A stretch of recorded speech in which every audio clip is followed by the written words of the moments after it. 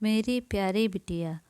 सुबह के 7:30 बजे जब ज्योति स्कूल के लिए तैयार हुई तो चुपके से ऊपर मम्मी के बेडरूम में गई। धीरे से डोर सरकाया, देखा तो सारा सामान बिखरा पड़ा था।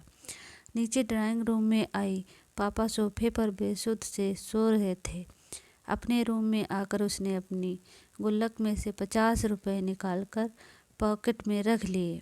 बैग उठाकर स्कूल बस के लिए निकलने लगी तो सरोज आई ने पीछे से आवाज़ लगाई, ज्योति बेटा, आलू का पराठा बनाया है, खा लो। ज्योति ने मायूस नज़रों से सरोज आंटी को देखा। नहीं आंटी, भूख नहीं है। सरोज ने ज़बरदस्ती टिफ़िन उसके बैग में डाला।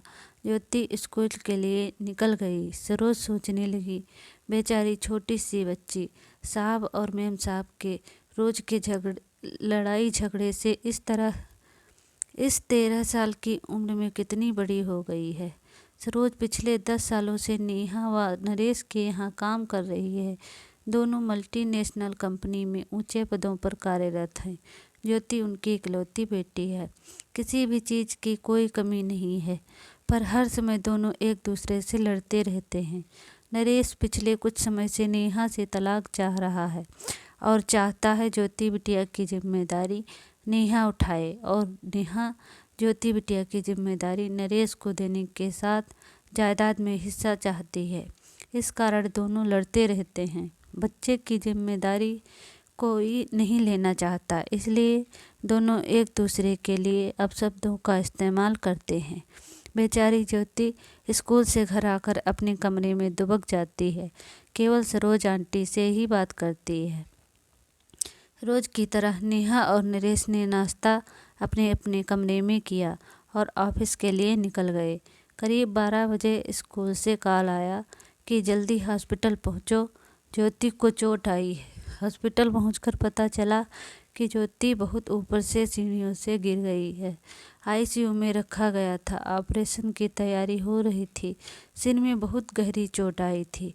ऑपरेशन शुरू हुआ पर जिंदगी मिली न मौत। बिटिया कोमा में चली गई। नेहा और नरेश स्तब्ध रह गए। उन्हें ऐसा झटका लगा था कि अपनी सुध-बुध ही खो बैठे थे। ज्योति की दादी भी आ गई थी।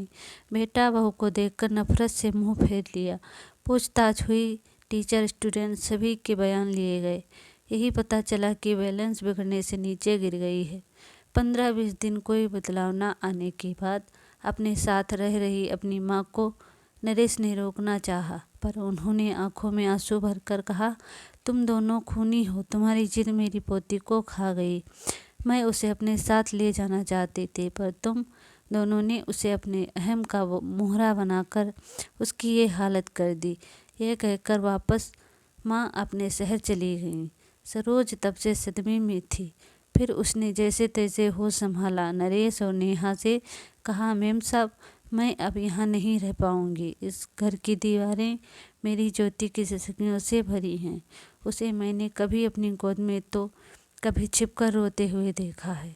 कभी तो मेरा मन किया कि उसे लेकर भाग जाऊं, पर मैं डरपोक थी, ऐसा नहीं कर सकी। अगर चली जाती तो शायद वो आज इस हालत में न होती। नरेश और नेहा के पास अब शायद कहने को कुछ नहीं था। जैसे जैसे दिन बीत रहे थे, उनका लड़ाई झगड़ा एक अजीब सी बर्फ में तब्दील हो चुका था। उनकी सारी भावनाएं अंदर ही अंदर एक खामोशी अख्तियार कर चुकी थीं। सारा दिन बेमन से दोनों ऑफिस का काम करते, हॉस्पिटल में एक एक दिन अकेले ड्यूटी देते। बैंक में पड़े पैसे, जमीन जायदाद सब बेकार से लगने लगे थे। 3 महीने बीत चुके थे। संडे का दिन था।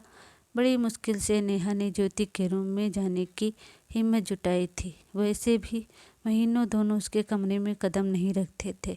कैसे माँ बाप थे वो दोनों। उसका रूम, उसका बेड, तकिया, उसकी किताबें, उसकी पेंसिल, पेन, स्कूल बैग सब वैसे ही रखा था। अलमारी खोली तो उसके कपड़े नीचे गिर पड़े। उसका हल्का ब्लू नाइट सूट जिसे वह अक्सर पहना करती थी। नेहा रोते हुए अलमारी से सामान निकालने लगी, तभी उसके हाथ एक ब्लू कलर की डायरी लगी। उसने कांपते हाथों से उसे खोला। आगे के कुछ पेज फटे हुए थे, पेज अंदर पेज टूटे दिल की दास्तां छोटे छोटे टुकड़ों में दर्ज थी। मम्मी पापा, मैं आपको डियर नहीं लिखूंगी क्योंकि डियर का मीनिंग प्यारा होता है।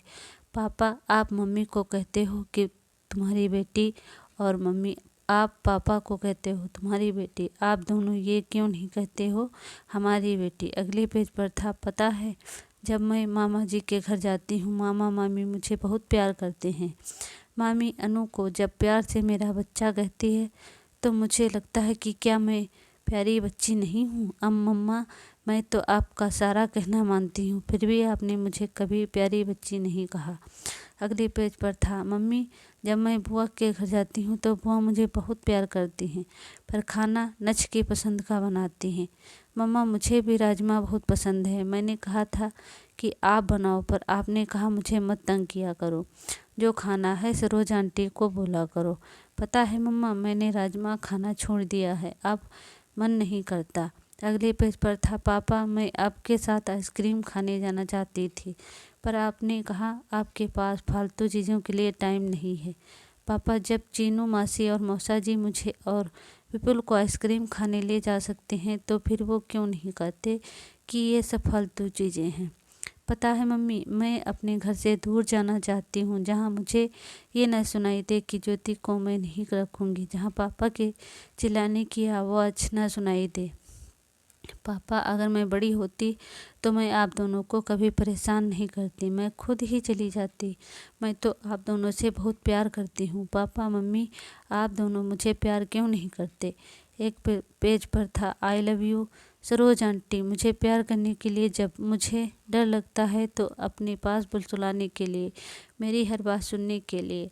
और अंतिम पेज पर था, दादी आई लव यू, आप मुझे यहाँ से ले जाओ, आई प्रॉमिस कभी तंग नहीं करूँगी। नेहा डायरी को सीने से लगाकर जोर जोर से रो पड़ी।